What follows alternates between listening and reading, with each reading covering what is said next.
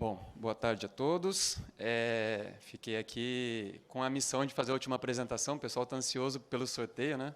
Vou falar um pouquinho para vocês sobre o monitoramento geoespacial da coleta do censo de 2022, conforme foi apresentado aqui. Eu sou Rafael Damiati, sou tecnologista lá do IBGE, sou geógrafo de formação, tenho mestrado em censuramento remoto, trabalho aí há mais ou menos 10 anos com produção de dados geográficos públicos para o Brasil, né? O IBGE é uma instituição que, enfim, acredito que dispensa grandes apresentações. Eu espero que todos vocês tenham recebido o recenseador em algum momento dos últimos meses. E, inclusive, a apresentação tem bastante a ver com essa questão. Mas cabe falar aqui, convém mencionar para vocês que a gente está presente nas 27 unidades da federação do país, em todas as capitais, através das nossas superintendências. A gente tem uma rede de agências em mais de 500 municípios, 545, se não me engano. E temos a sede, né, do IBGE lá no Rio de Janeiro, as diretorias e as coordenações centrais, onde eu estou lotado. Eu estou lotado na coordenação de geomática. A coordenação de geomática é uma coordenação mais nova dentro do IBGE, ela fica bem no G do IBGE, dentro da diretoria de geociências, e a nossa área surgiu com a proposta de integrar a produção, algumas coisas que eram feitas de forma mais segmentada, e melhorar também a integração do G com o E do IBGE, com a parte estatística, né? Eu tenho 7 ou 8 anos de experiência trabalhando com FME, às vezes mais, às vezes menos, mas nos últimos 9 meses de forma bastante intensa, diária. E esse é o meu terceiro encontro de usuários, a primeira vez em São Paulo. Eu sempre participava no Rio, né, porque sou lotado no Rio, agora com trabalho remoto estou por aqui, São José dos Campos, na verdade. Enfim, estou feliz, agradeço a Solution pelo convite, estar representando aqui o IBGE pela primeira vez no encontro de usuários em São Paulo. Então, eu vou seguir essa agenda, vou falar rapidamente sobre o censo demográfico, e aí vou entrar, de fato, no que a gente está trabalhando nos últimos meses, né, que é o monitoramento geoespacial da coleta, os indicadores que a gente tem utilizado, né, ao longo desse projeto, e mostrar como que o FME resolveu um problema grande para a gente nesse contexto. A gente usa o FME muito na casa, enfim, desde que eu entrei lá há 10 anos quase. O FME já era utilizado, a gente continua utilizando em diversos produtos, né, diversos setores, e mesmo dentro do projeto, né, do monitoramento geoespacial da coleta, a gente usou em diversas etapas. Aí eu escolhi uma delas, um indicador, para mostrar um pouquinho com mais detalhes para vocês. Bom, o IBGE é uma instituição que tem como missão retratar o país, conhecer a sociedade, conhecer o povo, saber quantos somos, como vivemos com detalhes, né? E, para isso, a gente faz uso de pesquisas geocientíficas e estatísticas. A pesquisa mais popular talvez seja o censo demográfico, que acontece, via de regra, nos anos 0, né? E que, por conta de pandemia, enfim, começou, né, no segundo semestre do ano passado e está se encerrando, se tudo der certo, daqui 20 dias. Em julho do ano passado, às vésperas da operação, a gente tinha essa visão. Precisamos de 180 mil recenseadores para visitar todos os 75 milhões de domicílios do país. E eu coloquei como uma pergunta, porque é uma estimativa, né? Na prática, não conseguiu 180 mil recenseadores, mas a gente descobriu também que a gente... E eu não estou antecipando o resultado nenhum do censo, mas esse número de domicílios passam dos 90 milhões. Essa é a primeira edição do censo demográfico, que a gente fez o uso de um dispositivo móvel de coleta, que é basicamente um smartphone, e usando ferramenta que a gente usa no nosso dia a dia, ou, enfim, que a gente viu em outras apresentações aqui, que é localização, né, coordenada geográfica. Então, a partir da possibilidade de ter essas coordenadas, cabe um parêntese, né, essa é a primeira vez num censo demográfico que a gente utiliza isso, mas no censo agropecuário, que aconteceu em 2017, a última edição, a gente já fez o uso de DMCs com a parte espacial, né? Já estava coletando coordenadas, mas a gente trabalhou essas coordenadas pós-coleta. Então, a gente tinha, na verdade, o tracking dos recenseadores e a gente teve que, de alguma forma, lidar com isso de forma posterior à coleta. E aí, dessa vez, a gente deu um passo adiante. A gente usou isso ainda durante a operação para melhorar a cobertura. Então, a ideia do projeto foi garantir uma boa cobertura da coleta. através do acompanhamento dos recenseadores, ainda durante a operação. A gente usou pouco os trackings, tem um indicador, se eu não me engano, que a gente usou os trackings. Os trackings têm um volume absurdo hoje, assim, para ter uma noção da dimensão do problema. Está tudo em banco, e ainda assim teve que quebrar em tabelas, porque os registros passam da ordem do bilhão. Mas, além disso, os recenseadores, a cada entrevista, eles foram confirmando os endereços, vocês vão ver, a gente tinha também as coordenadas, e a gente usou isso ainda durante a operação, porque, justamente, né, a gente conseguia monitorar de forma espacial. Então, a gente dividiu internamente lá em 2 categorias de indicadores. Os indicadores de alerta, eles eram utilizados mais no trabalho de supervisão da coleta, para uma coisa mais operacional, para corrigir eventuais problemas ainda durante a operação. Então, se você descobrir alguma falha de cobertura, toma uma decisão e encaminha uma equipe para lá ainda a tempo. Convém mencionar que a operação censitária, em geral, ou ela, a princípio, deveria ter levado 90 dias. Então, é um espaço de tempo curto para tomar essas decisões, a gente tem que tomar essas decisões rápidas. Essa edição é uma edição cheia de parênteses aí, então, com relação ao tempo, né, porque ela se estendeu bem mais do que isso, mas, por outro lado, os resultados que vocês vão ver aqui em termos de cobertura, a gente está bastante tranquilo e bastante feliz em dizer que essa é a operação censitária que certamente teve a melhor cobertura de todas as edições do censo. Os indicadores de monitoramento, eles tinham usos, né, mais gerenciais, mais estratégicos, para, de fato, ir acompanhando como que estava a evolução da coleta. Então, aí para isso, para a gente tocar esse projeto, a gente criou uma série de indicadores, são mais do que esses que estão aqui. Esses foram que eu selecionei e vou passar rapidamente por cada um deles. E aí depois eu vou detalhar justamente o primeiro, que é esse de endereços confirmados, que aparentemente é muito simples, mas que deu um trabalho interessante para a gente. A gente fez a disseminação dessa informação para a supervisão da coleta, né, que está espalhada pelo país, através de uma plataforma web, que é a Plataforma Geográfica Interativa do IBGE. É uma plataforma que a gente desenvolveu internamente. A gente já usa ela para disseminar algumas informações para a sociedade, e a gente aproveitou essa estrutura para disseminar para os usuários internos, por conta da simplicidade. A gente tinha que levar em consideração que o usuário disso não era especialista em geoprocessamento, não era especialista em GIS, enfim. Então, é uma plataforma que a gente consegue combinar camadas, mudar a simbologia, trocar mapa base, dar zoom e percorrer, enfim, de forma prática, através de um endereço web. Enfim, aí a gente acabou utilizando essa ferramenta que a gente já tinha para esse projeto. Então, basicamente, a gente tem um problema que o que a gente escolheu fazer, né, que a gente optou por trabalhar, era um problema basicamente de volume de dados. A gente tem algumas dezenas de tabelas do censo, a gente tem diferentes sistemas gerenciadores de banco de dados, a gente tem informações em Oracle, na parte operacional, que tinham um espelho disso para o nosso Data Lake, que era de onde as aplicações puxavam, e isso já estava em SQL Server. E a gente entrega os nossos resultados e organiza isso dentro de um banco PostGIS. Então, FME, quando eu estou falando aqui de grande volume de dados, formatos diferentes, escalar trabalho, agendar trabalho, enfim, acho que todo mundo aqui concorda que é uma boa ferramenta para fazer isso. Então, passando um pouquinho para os indicadores, né, esse primeiro indicador de endereços confirmados, por mais simples que pareça, basicamente é você ter a coordenada do endereço, a gente tinha uma base que não cobria todo o país e que não estava atualizada. Então, antes do recenseador abrir o questionário, ele tinha que confirmar os endereços.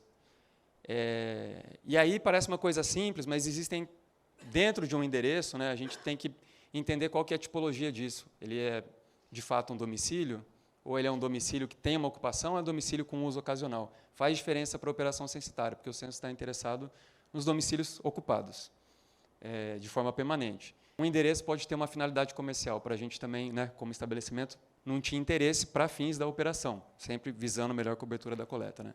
Então, a importância de ter essa informação dessa forma, com imagem de satélite no fundo, atualizada, combinando com outras informações que eu vou mostrar aqui, muito intuitivamente a gente já conseguia ver aonde, eventualmente, a gente estava com algum problema de cobertura. E aí, a partir disso, a gente conseguia derivar várias outras coisas, né? Então, aqui eu dou um exemplo com são áreas que são os setores censitários. Os setores censitários são as unidades de trabalho do IBGE. Basicamente, um agrupamento de 300 domicílios. E a unidade que o IBGE também...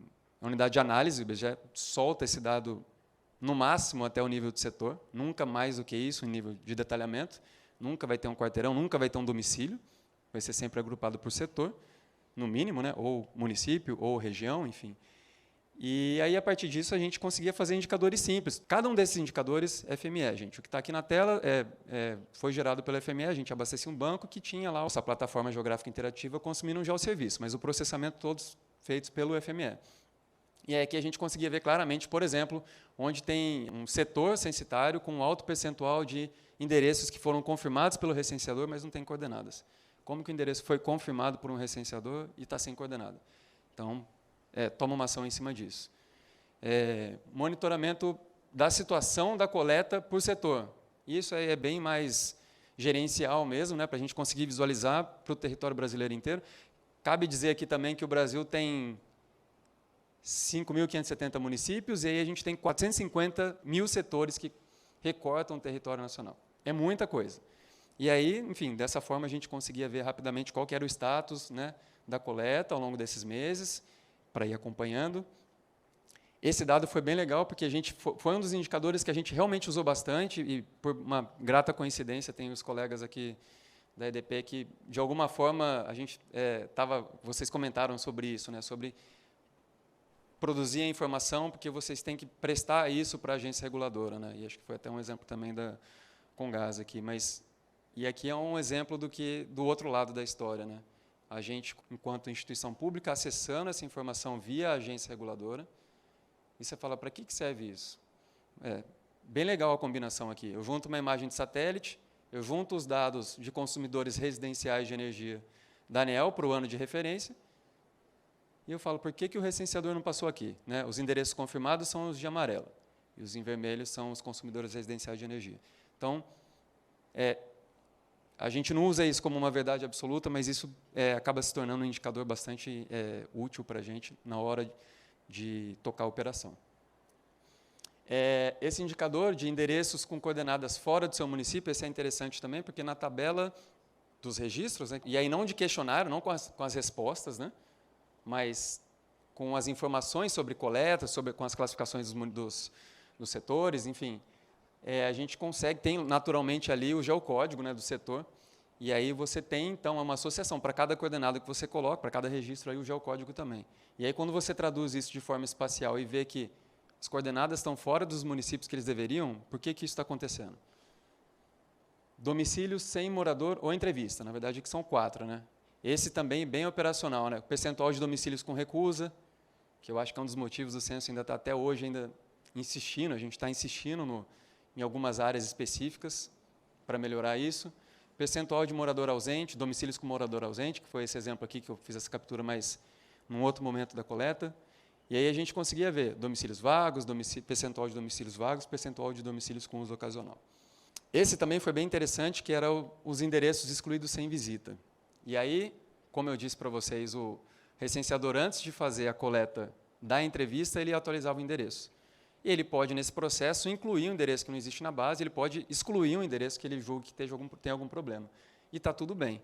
Agora, é estranho ele excluir um endereço sem ele ter ido lá. Né? E como que você controla isso, pensando que a gente está falando lá de 120 mil recenseadores ao mesmo tempo no país, como que você vai auditar tudo isso, enfim. A ideia do monitoramento geoespacial, ele é monitoramento geoespacial para garantir cobertura, não era para fazer auditoria no trabalho do recenseador, mas aconteceu, enfim, porque tinham problemas que estavam saltando aos olhos e tinham que ser tomadas algumas decisões. Né? Então, é uma típica situação aqui de endereços que foram excluídos, a gente vê na imagem que realmente tem alguma coisa, não pode excluir sem ir lá. E aqui a gente comparava com o tracking. Isso aqui, esses pontos foram indicados porque eles estavam a mais de 150 metros de onde o recenseador passou. Então, por que eles foram excluídos? Né? E o último exemplo que eu trago aqui dos indicadores é o de abertura do questionário distante. Né? A gente tem uma expectativa de onde a gente quer que esse questionário seja aberto, uma vez que a gente já tinha validado e tinha confirmado o endereço. Né? Então, por que esse questionário, quando foi aberto, e aí cabe dizer, quando o recenseador abria né, o DMC, vou abrir o questionário, vou fazer a entrevista aqui, vou aplicar. Ele começa a coletar a coordenada novamente. E aí a gente batia. Então, às vezes, aconteciam coisas assim, um setor, ou várias ruas, ou vários domicílios sendo coletados de um único ponto. Coisas estranhas acontecem. Então, toma uma decisão, vamos validar isso, vamos corrigir isso a tempo da operação. E é por isso, de novo, que a gente tem a tranquilidade de dizer que essa foi a operação com melhor cobertura da história, sem dúvida alguma. E aí, enfim, para juntar tudo isso e trazer para o nosso contexto aqui, como que o FME, de fato, ajudou, né, em um desses indicadores, que foi indicadores de endereços confirmados. Basicamente, criação de consultas em banco, execução de joins, porque os dados não estão todos nas mesmas tabelas, criação das geometrias, porque quando ela vem do aparelho do DMC, não vem com a parte espacial, né, a tabela, dado tabular, a substituição de registros alterados, né, eu dei o exemplo aqui para vocês, controle de data de execução, enfim. É simples. Mas, entanto, porque as tabelas crescem todos os dias, as tabelas têm... Agora, lógico, no final da coleta, a gente está bem estável, bem pouco registro que está entrando, mas teve momentos assim, de bastante volume de dados, né? E esse indicador de endereços confirmados, a gente faz a junção de duas tabelas, né? Uma que tem a parte espacial com a parte da categorização dos domicílios, uma tabela tem 140 milhões, a outra tem 130 milhões, então, coisas dessa ordem. E aí, naturalmente, a gente não tinha que rodar isso diariamente, não ia fazer join dessas duas tabelas todos os dias, porque isso tudo está em banco, o pessoal da TI já muito rapidamente cortou isso, e, enfim, não era efetivo, né? Então, tivemos também o apoio do pessoal da Solution para tentar otimizar os processos, e aí a gente estabeleceu essa estratégia, né, de filtrar por data, que ainda assim era uma coisa muito pesada, e realizar o processamento paralelo por município. Então, todos os dias de manhãzinha, né, como algum colega também comentou aqui, a gente rodava num FMS Server. Eu vou falar FMS Server porque a minha versão é antiga, então é FMS Server mesmo. 5.570 processos aí em paralelo desse fluxo. Esse é o fluxo, muito simples, 3 caixinhas. Mas é uma mentira. Inicialmente, a gente fazia então só o filtro de data aqui e selecionava lá os geocódigos para treinar o processo em paralelo, né? E aqui, essa etapa do meio foi a estratégia que a gente adotou. A gente sabe que às vezes tem mais de uma solução, enfim. Mas a gente criou um transformer customizado, então o nosso fluxo, na verdade, está dentro daqui, né? Então, aqui estava lendo, só para relembrar, esse aqui estava lendo em SQL Server, do nosso Data Lake, e gravando aqui no PostGIS, que é de onde a nossa aplicação consome. E aí aqui também é um exemplo interessante, essa é uma captura bem recente, porque por mais de um momento a gente estava congestionando em alguma etapa do processo, aí, ou na leitura ou na gravação, e isso aqui foi uma captura que o pessoal da TI mandou na semana passada, do nosso consumo. Eles deram mais recursos para as nossas máquinas, e isso eu estou falando da máquina onde está o banco de gravação, rodando, a gente tem o FMS Server com 6 engines, e essa máquina onde estava o PostGIS, ela é uma máquina que tem 28 CPUs virtuais, enfim, 32 GB de RAM, e a gente conseguindo botar o processamento paralelo no modo extremo lá, usar todas as CPUs deles, enfim, eles acharam interessante também, porque não é muito comum, né? Mas nosso processo facilmente dominava todo lá o fluxo, né? Consumia bastante do desempenho ali. E essa é a parte do Custom Transformer mesmo, né? É um fluxo simples, enfim. As etapas iniciais, a gente fazia um controle de endereços excluídos, porque como a gente estava trabalhando de forma incremental, se eles fizessem alguma movimentação para trás ou excluíssem, não aparecia no nosso, ia manter no nosso banco. Então, a gente pediu, eles entregavam uma tabela para a gente só de endereços excluídos, e a gente considerava isso, fazia uma limpeza disso, né, concatenava isso, mandava ele limpar de uma vez só, antes de rodar o processo da join mesmo que está rolando aqui dentro. Essa etapa é uma etapa simples de conversão de coordenadas, porque o DMC soltava os dados em grau, minuto, segundo, e a gente queria converter isso para latitude e longitude, né, o grau decimal, e aí considerando dependendo se o endereço já existia na base anteriormente, ou se a gente estava inserindo naquele momento, o campo da coordenada enfim, era diferente, e aí para isso a gente considerava alguns filtros aqui, enfim, nada demais antes de criar geometria. E aí, enfim, o resultado era isso aqui, né? Eu fiz essa captura de São Paulo aqui, já agora na semana passada, perto de Ibirapuera, é bonito de ver, né? A gente entende que a plataforma tornou viável, né, essa espacialização dos dados em tempo quase real. A gente tinha uma diferença pequena de 2 dias, 1 dia, dependia ali do indicador que a gente estava trabalhando, né? E como eu antecipei aqui para vocês, certamente a gente tem bastante tranquilidade de afirmar que essa cobertura, essa edição foi uma edição bem desafiadora, mas ela foi especial porque a cobertura foi realmente muito boa. Próximos passos: tratamento definitivo dos endereços pós-coleta. Naturalmente, a gente tinha que trocar o pneu do carro com o carro andando, porque uma vez que ainda a gente tinha o desafio de fazer o processamento que a gente precisava fazer, e todo dia estava entrando coisa nova. Então, era difícil até fazer essas comparações. Eventualmente, pode ter um probleminha ou outro, e a gente, uma vez encerrada a coleta, certamente vai ter que passar por isso de novo e fazer esse tratamento para ficar uma coisa definitiva. E aí, tem a questão dos trajetos, que a gente utilizou para um dos indicadores, mas a gente não tratou para isso virar um produto, e esse vai ser um problemão. Com certeza, a FME vai ajudar a resolver esse desafio. A divulgação dos resultados, né? Como eu falei, o IBGE, enfim, vários produtos já utilizam o FME de alguma maneira, e a gente certamente vai continuar utilizando para fazer análises que vão resultar em produtos que estão relacionados, né, à divulgação dos resultados dessa operação do censo. E daqui 2 anos, né, a gente espera estar com mais um censo na rua, o censo agro, o censo agropecuário. Tem a contagem populacional, que deve acontecer também no ano seguinte. Enfim, o pessoal do Censo Agro já sinalizou que eles querem esse trabalho para a próxima operação, mas dessa vez a gente está com a expectativa de, pelo menos, ter um pouquinho mais de calma para se organizar, se estruturar, enfim, não aprender a coisa ainda durante o processo, né, enquanto está acontecendo. Enfim, é isso. Eu agradeço a atenção de vocês. Fico à disposição aí se alguém tiver alguma dúvida.